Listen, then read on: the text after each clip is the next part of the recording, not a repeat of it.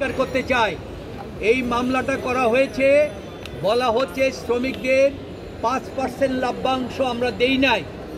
এই জন্য trade union হাইকোর্টে একটা কোম্পানি কোর্টে মামলা করেছে গ্রামীণ টেলিকমকে অবসান করে লিকুইডেটর নিয়োগ করে কোম্পানিকে সরকারের হাতে নিয়ে যাওয়া তখন আমরা বাধ্য হয়ে শ্রমিকদের সাথে একটি সমঝোতা চুক্তি করি ওই সমঝোতা চুক্তিটা হচ্ছে কোম্পানি কোর্টের হাইকোর্টের সেখানে দাখিল করা হয়েছে এবং সেই মর্মে মামলাটাকে প্রত্যাহার করা হয়েছে এবং আমরা সেখানে সিদ্ধান্ত হয়েছে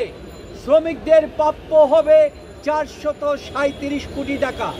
পরবর্তীতে হিসাব করে দেখা গেল এটা হবে 409 কোটি টাকা সমস্ত টাকা যেহেতু শ্রমিকের টাকা এটা টেলিকমের টাকা নয় ডক্টর ইউনূসের টাকা নয় কারোর টাকা নয় এটা শ্রমিকের টাকা তাকে দিয়ে দেওয়ার জন্য যখন প্রস্তুতি নেওয়া হলো তখন তারা বললেন আমাদের লয়ারের ফি কোর্টের খরচ 160টা মামলা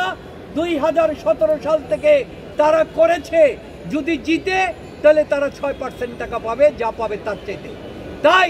আমাদেরকে 26 কোটি টাকা অ্যাডভান্স দেওয়া হোক তখন তারা সবাই আন্ডারটেকিং দিল আন্ডারটেকিং দিয়ে তাদের টাকাই তারা 26 কোটি টাকা নিলেন কিন্তু 437 কোটি টাকা পক্ষান্তরে 409 কোটি টাকাকে কিন্তু জালিয়াতি বলল না ওইটা তো ব্যাংক অ্যাকাউন্টের মাধ্যমেই গেল এই টাকাটাও যদি তারা অ্যাডভান্স না চাইতো তাহলে এটাও ব্যাংক অ্যাকাউন্টের মাধ্যমে যাইতো তাহলে এখানে জালিয়াতি না এটা একটা হ্যারাসমেন্ট কারণ একই কথা বলে লেবার কোর্টে কেন তাদের টাকা দেওয়া হয় নাই বলে সেখানে 6 মাসের জেল এবং 30,000 টাকা জরিমানা করা হলো আপনারা দেখেন গতকালকে মে দিবস গেলে আজকে 11 বছর হলো রানা ভবন ধ্বংস হয়ে শত মানুষের মৃত্যুবরণ হলো এখনো মামলার শুনানি শেষ হলো না আরম্ভই হলো না অথচ ডক্টর ইউনূস সাহেব আজকে প্রথম দিন বললেন আমরা কাগজ পেলাম না সার্টিফাইড কপি পেলাম না সমস্ত মামলার ডেট দেওয়া হলো কুরবানি ঈদের পরে আর আমাদের ডেট দেওয়া হলো জুন মাসের 2 তারিখে তাও অনেক অনুরোধ করে এই হচ্ছে সমস্ত কিছু তাহলে এই বিহেভগুলি কেন হচ্ছে একটি প্রশ্ন আপনারা যেটা বলছেন সেটা তো সরকার নিজেই ঘোষণা করছে আমরা ছাড়বো না আমরা এটার শেষ দেখব আমরা এটার প্রতিশোধ নেব তারই বহিঃপ্রকাশ হচ্ছে এই মামলা সমূহ ডক্টর ইউনূসকে আপনারা জানেন বিল ক্লিনটন প্রেসিডেন্ট নির্বাচনের আগে ওনাকে বলেছেন আপনি আসবেন আমি প্রেসিডেন্টের ঘোষণা দেব আমেরিকার প্রেসিডেন্টের জন্য উনি গেলেন ওয়ার্ল্ড ব্যাংক উনি ঘোষণা দিলেন বিল ক্লিনটন তারপরে তিনি সাংবাদিকদের বললেন আমার পাশে যে লোকটি দাঁড়িয়ে আছেন উনি হচ্ছেন ডক্টর ইউনূস বাংলাদেশের গ্রামীণ ব্যাংকের প্রতিষ্ঠাতা আমি প্রেসিডেন্ট হলে সারা আমেরিকায় গ্রামীণ ব্যাংকের আদালতে আমি সমস্ত গ্রামীণ ব্যাংক তৈরি করব আর ইউনূস সাহেবকে অনুরোধ করলেন আপনি ওয়ার্ল্ড ব্যাংকের প্রেসিডেন্ট হন উনি বললেন ওয়ার্ল্ড ব্যাংকের প্রেসিডেন্ট হলে আমেরিকান নাগরিক হতে হয় বিল ক্লিনটন বললেন আমরা নাগরিকত্ব দিয়ে দেব তারপরে তিনি বললেন না তা হবে না কারণ ওয়ার্ল্ড ব্যাংক হচ্ছে ধনীদের স্বার্থ রক্ষা করার জন্য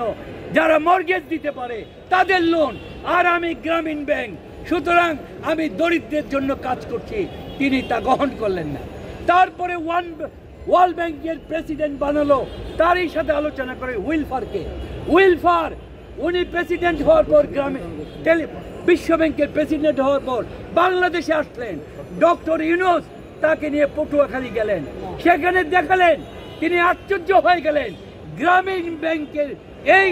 কাঠামো মাটির এত গভীরে গেলেন তিনি তাকে অনুরোধ করলেন আপনি তো গ্রামীণ ব্যাংক ছাড়বেন না তাহলে আমার ভাইস প্রেসিডেন্টের দায়িত্ব পালন করেন তাও তিনি নেন নাই যেই ব্যক্তি ওয়ার্ল্ড ব্যাংকের প্রেসিডেন্টের দায়িত্ব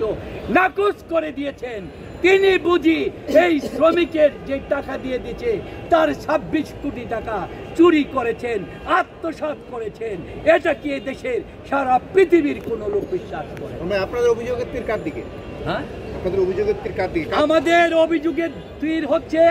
সব সময় এই প্রতিষ্ঠানগুলি সরকারের নিয়ন্ত্রণাধীন।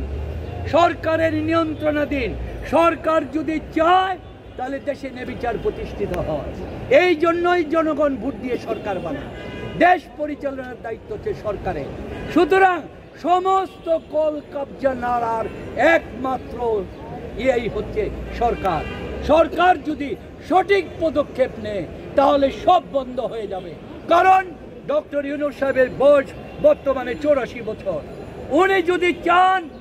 যদি সরকার কোঅপারেট করতেন, আগের যদি বিএনপি সরকারও কোঅপারেট করতেন, সারা বিশ্ব তাকে বিশ্বাস করে, তিনি যদি বলতেন $1 করে তুমি দাও, তাহলে এই বাংলাদেশ বিলিয়ন ডলারে ভেঙে যেত। কিন্তু কেন যে আজকে তাকে দূরে সরিয়ে দেওয়া হচ্ছে, কেন যে তার বিরুদ্ধে দূরে সরিয়ে দিও তাকে সারা বিশ্বের কাছে অপমানিত করতে চাচ্ছে, তার জবাবটাই ডক্টর ইউনূস সাহেব বলছেন আপনারাই খুঁজে বের করুন, আপনারাই তার জবাব।